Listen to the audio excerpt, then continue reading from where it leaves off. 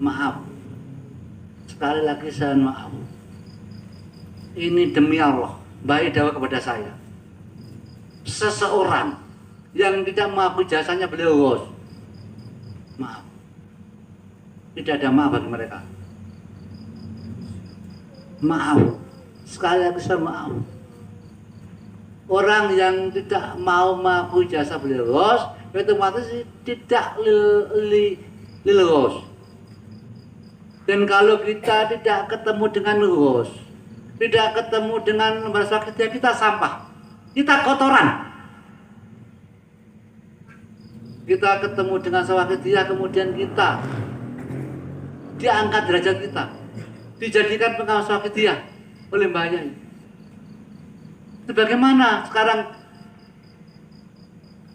Maaf, orang yang tidak mengingat jasa orang lain itu kurang baik, apalagi jasa beliau Ghos. Dan yang tidak beliau Ghos, sudah beliau itu sampah, akan celaka selama-lamanya. Dan bagaimana dengan janji kita sanggup jadi seorang wakil daripada Mbah Yai? Padahal wakil itu al-wakilu muas-wakil. Yang mewakili harus sesuai dengan yang diwakili. Sudahkah kita seperti itu? Maaf.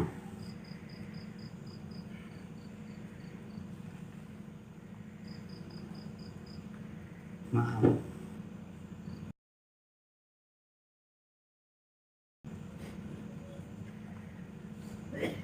Terus bagaimana dengan beliau sendiri? Suatu contoh, kita bayangkan diri kita sendiri. Ada orang berjanji, saya sanggup dados wakil panjenengan. Sudah kita bayangkan kepada diri kita masing-masing saja lah. Kita bayangkan orang berjanji pada diri kita masing-masing. Janji sebagai wakil.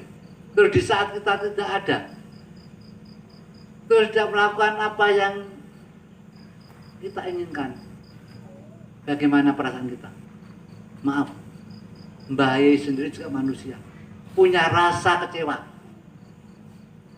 Maaf, saya bicara ini tanpa ada niat merendahkan Mbah Yai. Mbah Yai juga manusia. Mbah Yai punya rasa kecewa, Mbah Yai punya rasa malu. Bagaimana kalau kita tidak taat pada Mbah Yai? Terus bagaimana Mbah Yai menghadapi Rasulullah?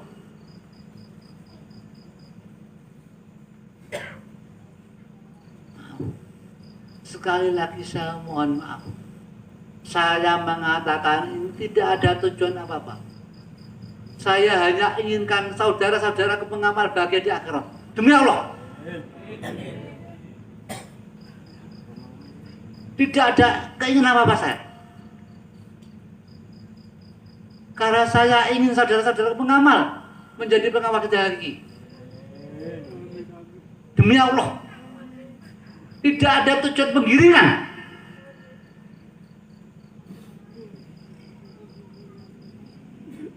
Saya hanya ingin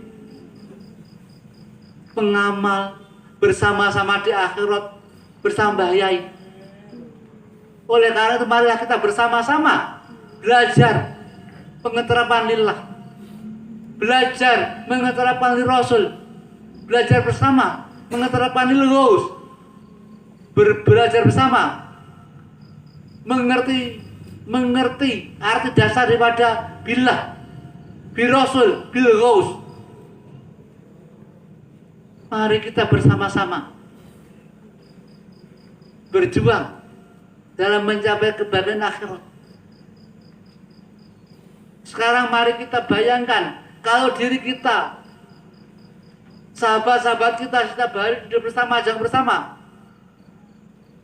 berpisah untuk selamanya, bahkan di akhirat tidak sama. Bagaimana sedih kita?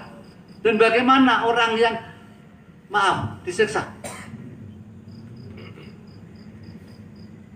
Maaf, saya hanya memberikan suatu gambaran. Orang yang tidak mengikuti Mbah Yai, Rasul akan menerima. Demi Allah tuh.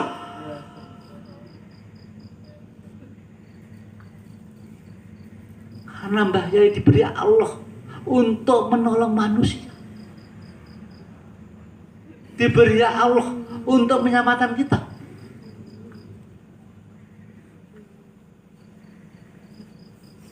Mari kita bersama-sama ikut Mbah Yai. Rohi wal jasadi, jangan hanya rohnya saja. Kalau rohnya mengikuti, jasadnya tidak. Itu apa itu artinya? Hakikat tanpa syarat mungkinkah? Tidak mungkin. Sebaliknya, syariat tanpa hakikat tidak mungkin. Harus ada. Jadi jasad dan roh harus ada. Karena kita hidup di dunia. Ada roh dan jasad.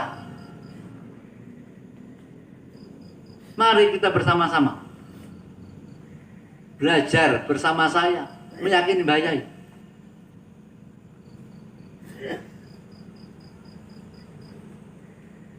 Sekali lagi, saya mohon maaf, jangan pandang saya sebagai putra beliau. Pandang keyakinan saya kepada beliau. Jangan salah paham. Jangan pandang Syafi'i sebagai putra beliau.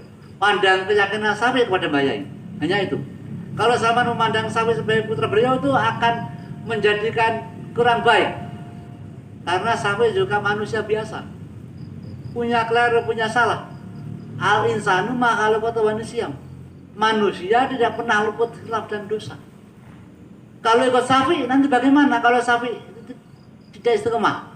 Syafi'i bertengah Mbah Yai, mereka akan semua bertengah Mbah Yai. Oleh karena itu ikutlah keyakinan saya, ikutlah kepada Mbah Yai. Jangan ikut Syafi'i. Dan jangan pandang Syafi'i sebagai durian. Pandang keyakinan Syafi'i kepada Mbah Yai. Pandang keyakinan Syafi'i kepada Rasulullah. Pandang keyakinan Syafi'i kepada Allah Subhanahu wa taala. Itu yang saya inginkan. Agar semua nanti bisa menjadi pengamal hakiki menurut beliau. Dan beliau daripada saya. Pengamal berat. Pengamal itu berat dari beliau pada saya. Dan itu saya tidak tidur.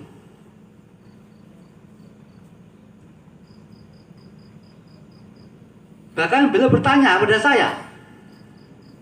Waktu itu saya merokok. Wi, ya rokok apa Wi? Bayar rokok ini. Samsu uang ini. Beliau sangat bertanya pada saya seperti itu. Apa ada beliau? Pengamal apa Wi?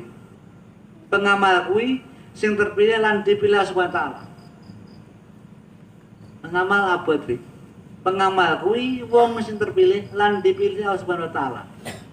Nanging aku dikaya Allah. Jadi bayi dawuh, nanging aku dikaya Allah. Milih sapa-sapa pengamal sing dipilih Allah karo caraku dewi. Itu jelas. Insya Allah kalau kita ikut Mbah Yai, mengikuti program Mbah Yai, mengikuti apa yang dikersakkan Mbah Yai, insya Allah Mbah Yai diberi Allah untuk memilih dengan cara beliau. Pak insya Allah kalau beliau memilih, maka Allah juga akan memilih. Rasulullah akan bersyafaat. Saya sarankan, maaf, saya tidak pantas memberi saran. Saya hanya memberi gambaran. Maaf, saya hina. Saya tidak pantas menyarankan.